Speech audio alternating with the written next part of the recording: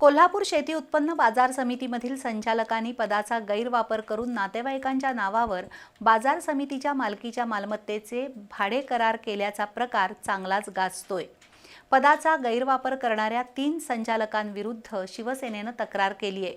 बाजार समिती कायद्यातील तरतुदीनुसार संबंधित संचालकांना अपात्र करावं अशी शिवसेनेची मागणी आहे। मात्र पदाचा दुरुपयोग करणाऱ्या एका संचालकाला आता सभापतीपदी बढती देण्याचे प्रयत्न सुरू असल्याची चर्चा आहे। कोल्हापूर शेती उत्पन्न बाजार समितीचे सभापती नाना कांबळे यांनी राजीनामा दिलाय, तर उपसभापती राजाराम चव्हाण यांचं आकस्मिक निधन झालंय। या दोन्ही पदासाठी आता निवडणूक होणार आहे। बाजार समितीचा संचालक मंडळ अस्तित्वात आल्यानंतर पहिल्या टप्प्यात पी.एन. पाटील समर्थक भारत पाटील भुयेकर यांना पहिल्यांदा सभापती पदाची संधी मिळाली। त्यानंतर जनसुराज्याचे प्रकाश देसाई सभापती झाले। तिसऱ्या वेळी नामदार हसन मुश्रीफ समर्थक सूर्यकांत पाटील सभापती झाले।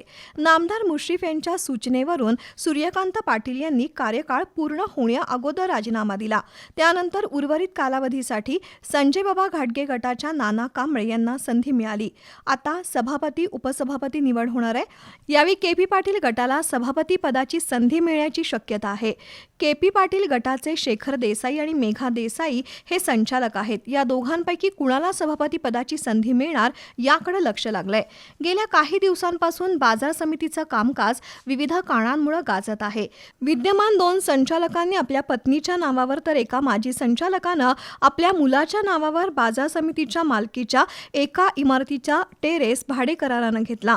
त्याशिवाय बाजार समितीच्या आवारातील रस्त्याच्या कामाची निविदा एका ठेकेदाराच्या नावावर दाखवून त्या संचालकांनी हे काम केल्याच्या तक्रारी झाल्यात। शिवसेना ठाकरे गटानं याबाबत जिल्हा उपनिबंधकांकडे तक्रार केली आहे। या प्रकरणाची सध्या सुनावणी सुरू आहे। बाजार समितीच्या कायद्यानुसार संचालक किंवा त्याच्या नातेवाईकाच्या नावावर बाजार समितीत मालमत्ता घेता येत नाही, भाडे करार सुद्धा करता येत नाही।